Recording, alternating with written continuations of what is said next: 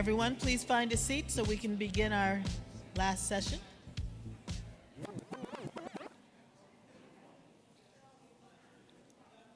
I hope that you have been inspired, informed, and motivated by our great speakers today.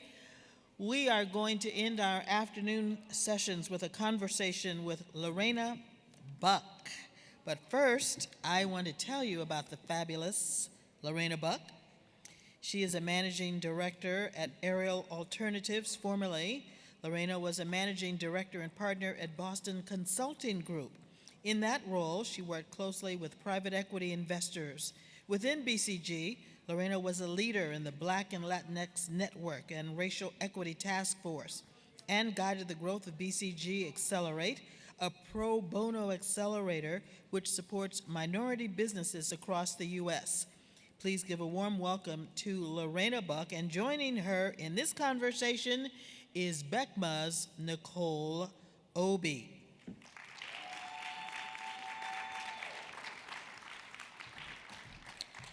A bit more, Lorenna currently sits on the boards of the United Way of Massachusetts Bay and Flair Education. She holds a PhD in biological engineering from MIT and a BS in biomedical and electrical engineering from Duke University. Lorenna and Nicole.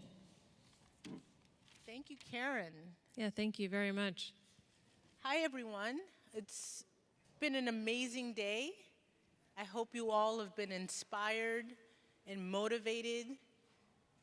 I know I have been. I'm really happy to introduce our last speaker of today, Lorenna Buck.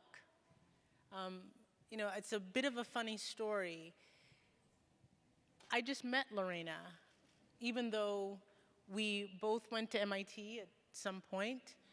We're both neighbors. But this is a phenomenon that just continues to happen here in Massachusetts, where there are amazing Black people that we don't know and I don't know. And so I'm really grateful to introduce my new friend, Lorenna Buck.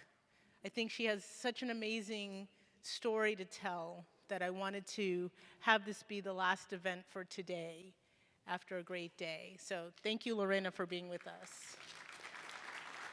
Thank you, Nicole. I'm honored to be here with you. All right, so Karen just walked through your bio, but I wanted to ask you a few questions about your story. First question, what brought you to the Boston area? Where are you from? Where are your people from? Well, first, I want to recognize the fact that I know that this is the last session before cocktail hour.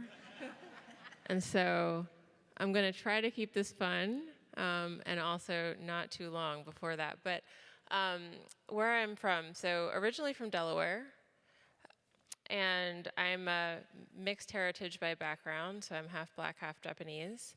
But I would have said, growing up, I feel very fortunate because I grew up in a household where I always had a roof over my head and I always had food. But we were financially constrained enough that I worried a lot about money. And so most of my decisions were financially motivated. And I've always reflected on the fact that there's an amount of information that one needs to make good financial decisions. And I felt very fortunate to have, at the right times, the right information to make those decisions. So for example, or just the right circumstances. When I was in high school, I had a part-time job to be able to buy sneakers like most people would. And I remember being asked if I wanted to participate in this computer science program for girls. And the reason I said yes was because they paid you to do the program. So they recognized that people would otherwise be making a trade-off between getting a job and doing the program. So I said, okay, I'll do this program because they're going to pay me more than I make at the grocery store. And then I thought it was great. I learned how much computer engineers make, and so I immediately said, obviously I'm going to college to become one of those. And then I remember applying to college, and my top choice had been Duke University. But I also remember getting into the University of Delaware and being offered a full tuition scholarship and being like, well, but Duke's a pretty expensive school, so I don't think I'm going to go there if I've got this other school covered.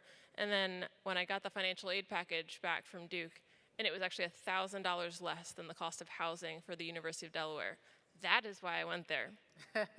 If it had been $1,000 in the other direction, probably would have gone to Delaware. And so it's amazing to think now how decisions that I made then were fortunate, but it wasn't maybe not as intentional as one might think. And then when I was in college and studying electrical engineering, because makes a lot of money, I had a sister. My oldest sister passed away from liver cancer, and I ended up being offered a job with somebody that a friend's dad in the pharmaceutical industry. And I didn't know anything about pharma, but working with him, he had a PhD. I learned that you get paid to do a PhD. And so rather than go and get an MBA or a master's degree that one would pay for, I said, well, obviously I should go get a PhD, and I should study how to prevent liver failure, because that's what my sister died from. So that is the reason why I came to MIT. It's because they paid me to get a PhD to do liver research. And that is what brought me to Boston. Great.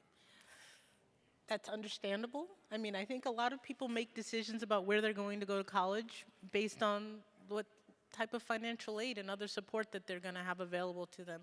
Earlier today, Congresswoman Ayanna Pressley talked about student loan debt and how it really is a factor, a significant factor in the lives of tens of millions of people across the nation. And so it's a perfectly reasonable thought process to me. So what drove you from academia to consulting, management consulting? So about a year into my PhD program, I figured out that academia was not going to be the long-term home for me. It's a wonderful, noble place, but it takes a very long time when you're doing biological research to get to something that has a clinical impact. And I realized that I don't have that kind of patience, and I wanted to be in an environment where I can make an impact on a faster scale. And by the time I finished my PhD, I had been in the healthcare sector for more than a decade, and so I was also kind of bored, ready for something new. And another financial decision, as it turns out, going into management consulting is basically the equivalent of getting an MBA while getting paid like you already have one. So it seemed like the right place to go. I see a theme here. Okay.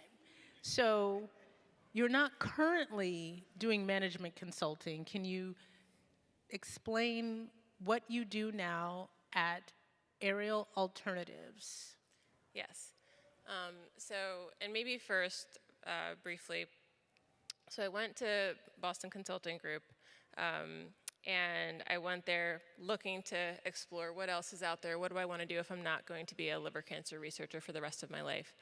And so I initially started doing a lot of work supporting like growth strategies and M&A strategies for public companies, and then somehow stumbled into doing that work with smaller, privately owned companies, usually companies owned by private equity. And I found it a lot of fun because I was getting to work with companies that were able to grow a lot faster, had a lot more room to grow, to scale, to get more sophisticated. And so it was a lot of fun getting to work with these really excited executive teams and in some places founders, to help them grow their businesses. And as I was doing that work, I realized that I was oftentimes the only woman, the only black person, the only black woman in these rooms that were all white dudes. And I remember 4 years ago thinking, this is about the time when I should really be trying to make a push for diversity in private equity. But private equity wasn't ready yet. And so I was making plenty of pushes in other places. I was, we had a minority business accelerator that we had been working on with Carrie Bowie at the Mujira project. I was working with a number of pharma companies and tech companies and the Boston area around how we should be diversifying the workforce. So I had other things that were going on to help me kind of push in this direction, but I was frustrated that private equity was like the whitest possible place and they hadn't recognized that they have a problem yet. And then with George Floyd happening, that created a bit of an opportunity to really be able to push there. But I don't know how many of you have been listening to many of the other sessions of the day. It seems like there's been a lot of conversation about what venture capital is. Private equity is the more mature step kind of beyond venture capital. And so it's where, generally speaking, you're investing in businesses that are more mature and that are sure bets. So if venture capital is making a lot of little bets and expecting a handful of them to be, massive payoffs, private equity is making fewer, bigger bets and expects every single one of them to be kind of a solid return. Not a wild return, but a solid return. And so there's a different level of diligence, there's a different level of kind of understanding of any given business, understanding of the management team, understanding of kind of the growth plan, understanding of just all of the operations of the business that's going to happen for a private equity owner to invest in a business. By the way, thank you for the shout out to Carrie Bowie's firm. I know Carrie's here today, but another one of our Black-led ecosystem partners, the Majera Project. So great group. What's the difference between aerial alternatives and just other players in the private equity space? What's unique about it? So Aerial Alternatives is the first private equity arm for Aerial Investments, and Aerial Investments is the first Black-owned investment manager in the U.S. And Aerial Alternatives was really born out of the horrendous murder of George Floyd, when there were a lot of corporations making commitments to racial equity, and we wanted a way to actually make them keep those commitments.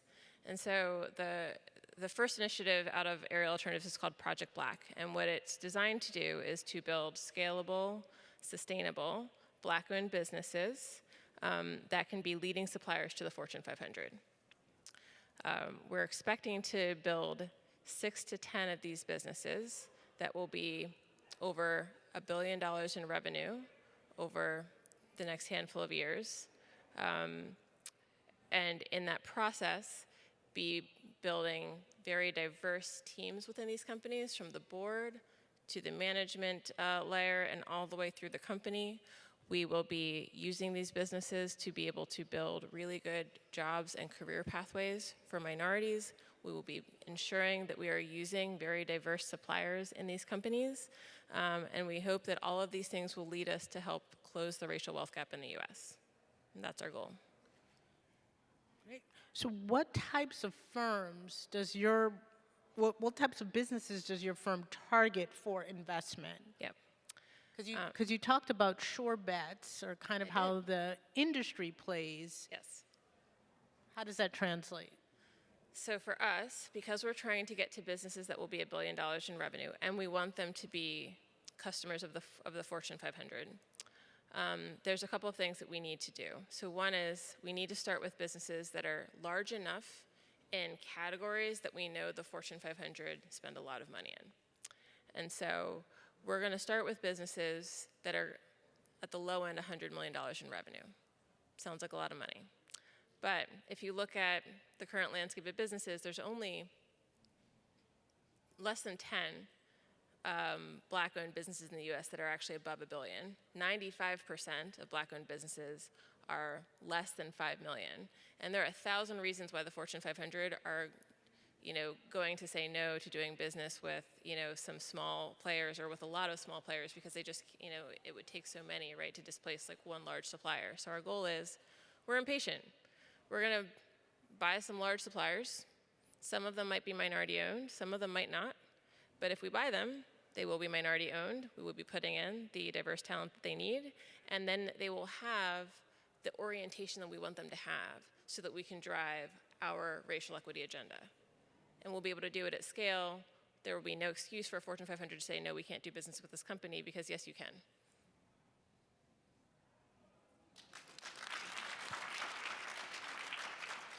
I love that idea. So how, this is unscripted, but how far along are you in this process? Like, how real is that concept of what you just discussed?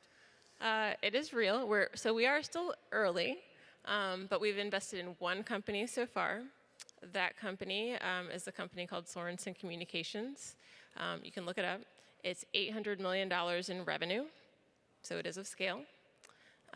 It was not minority owned when we bought it, but since buying it, it now does have a majority-minority board with some exceptional minority executives on that board. It has a Latino CEO and CMO and CFO. We have just completely transformed the diversity of this company. And because of that, it's also allowed us to really start to pursue some ambitious objectives across the company in terms of, again, supplier diversity, employee diversity. And we're in the process right now of acquiring a minority business that saw us as the best possible strategic buyer of their business to help us scale and build out the product portfolio.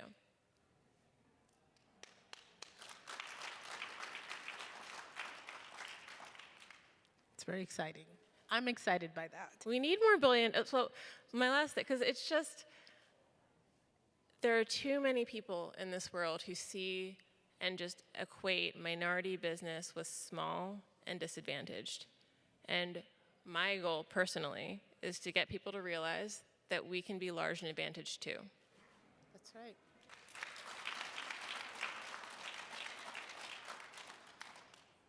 This is my last question. What is something you'd like to share about yourself that we haven't discussed today? Whether it's about your business, about you. I feel like there's so much here, but what would you like to share? Share about myself.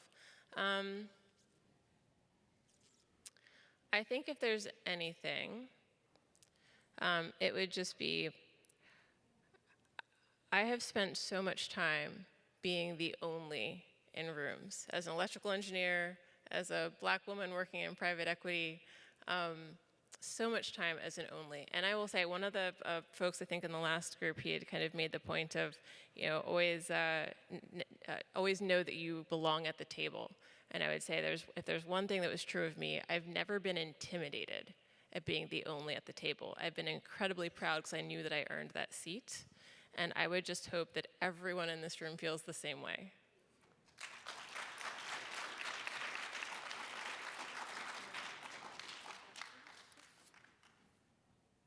We'd like to open this up to see if anyone from the audience has any questions for Lorenna, the interesting work that she's doing.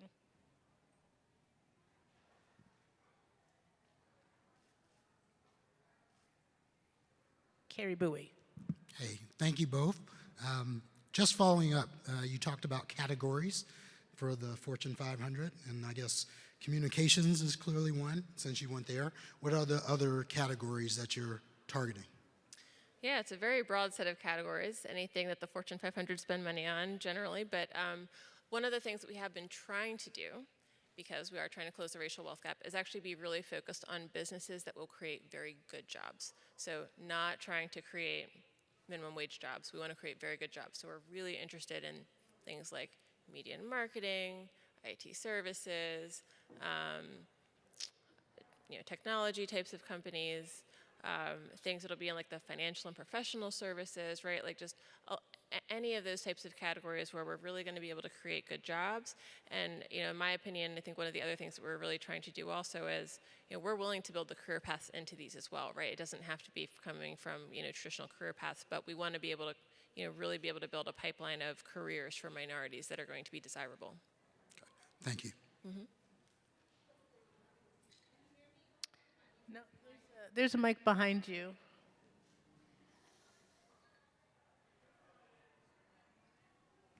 Hi, I was hoping that you could explain a little bit more about your acquisition of businesses and how you were saying that it's going to become an arm of the, I guess, the head.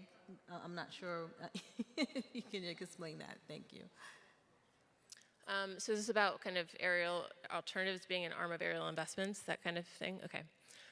So that part's a little bit, let's see. So aerial alternatives is basically the private equity firm, and we happen to be just a subsidiary of a larger entity that aerial investments, which has historically done public equity investing. Is maybe the best way to explain it. When we are acquiring businesses, so generally speaking, we're going to be majority investors. So we are taking control of the companies. And so one of the kind of reasons for that is so first, it allows us to, if a company, let's just say, was not a minority-owned business before, it allows it to become a minority-owned business by us taking a majority stake in the business. But that also gives us the control to make the changes that we want to make, right? So that's how we are able to have a leadership team that is going to be aligned with our interests and our goals and our impact objectives. And so that's really important, right, for what it is that we're trying to do. Does that help to explain? Okay. Right. Any other questions for Lorenna? Good afternoon to both of you, highly accomplished ladies. And for the audience, I think all the people in here are creators, communicators, collaborators, cooperators. So we should celebrate all that this afternoon. So my question is, imagine growing up in a lower economic environment. How would someone get the exposure to what you do? The reason why I'm asking that question is sometimes you're not exposed to it or get the education for it. For instance, I grew up with a vision because I grew up near University of Penn and Drexel. So I knew I was going to college. Does your organization offer any type of apprenticeship programs to expose young people to, or anyone to, private equity and how it works, so that they can see a different vision for themselves? Because a lot of times only time you get the contact is when you go away to college and you meet different types of people. So that opens up your circle, but it still doesn't mean you know the right questions in order to get the right answers. That is a great question. Wow, private equity is one of the most insular places that I know. And I mean, even for me, it's not something that I knew about, right? Like, I'm probably one of the most non-traditional paths of people to end up in private equity, having come from an engineering background. Most people who do it, they would have majored in something like economics or finance in undergrad. They would have gone to work at an investment bank, and then they would have found their way into private equity. That's usually how people end up there. It is a very hard industry to get into if you don't find some stepping ground into finance, but it doesn't mean that you have to find that stepping ground early, right? So if there are folks that are, I think the bigger thing is I want us to be building better pathways for folks and better knowledge about what exists out there. One of the organizations that I am on the board of around here, it's a relatively new nonprofit called Flair Education, and the whole point of it is that they want to be accessing children when they're in high school, and pairing them with corporate mentors and getting them some of those like really early internship opportunities, right? Exactly for that purpose of saying, look, you didn't know what these options looked like because you didn't live right next door to, some college, or, have parents that have had that type of an education, and you have to find some way for them to see it, right? See what that looks like, and then be able to make the decision that I want to chart a career path here. So it is something that I care a lot about and I'm looking to solve. I won't say that we've figured it out as aerial alternatives because we're relatively new, but it is something that's very top of mind to me. Yeah, okay. Thanks a lot. Hi, very exciting story about what I guess is called acquisition entrepreneurship, and that I think doesn't get enough conversation in any of the meetings that I'm in about business.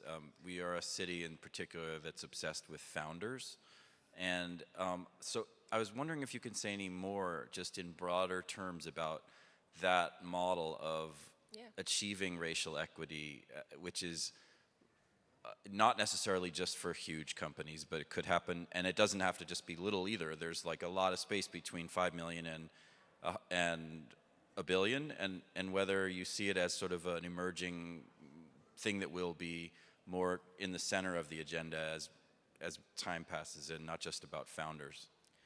Well, I sure hope so, because I think being a founder is hard.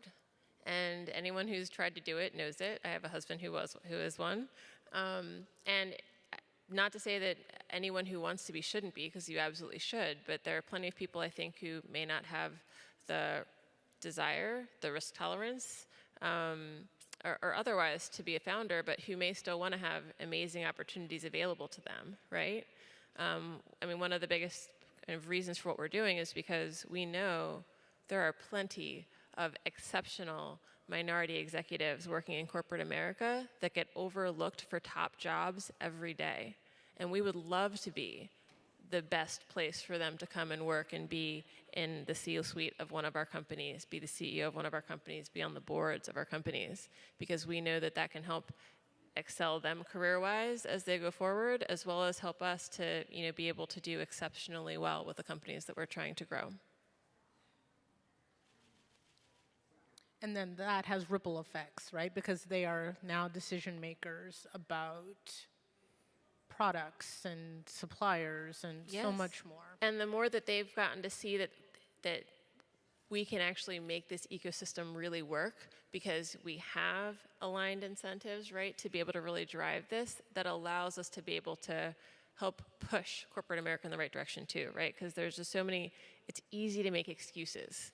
But when you have an aligned owner with an executive team that is all willing to invest in the same way for the right purposes, and we can make it succeed, then there will become no excuse for why others aren't doing this too.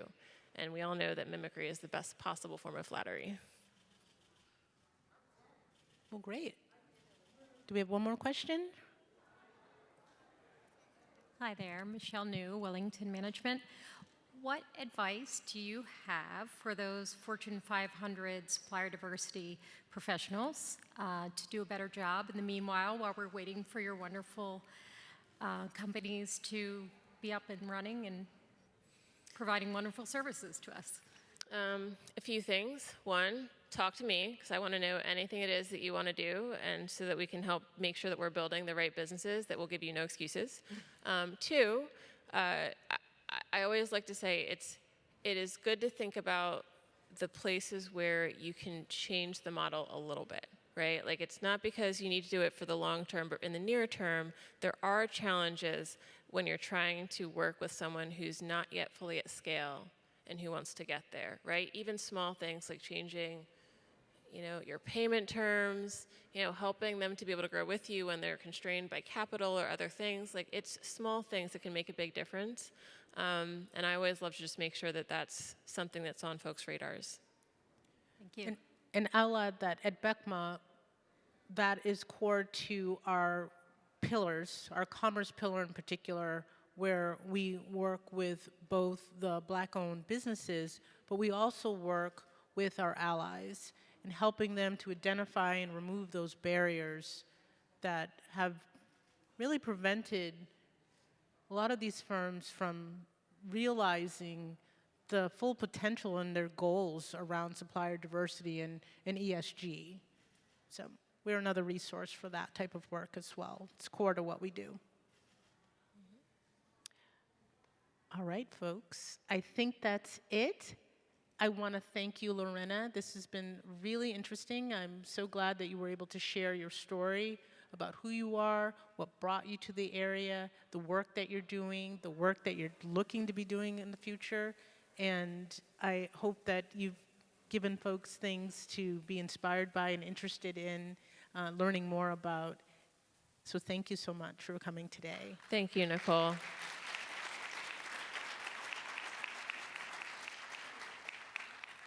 And this is the last session of the day, but DJ Chris Rocks is not done.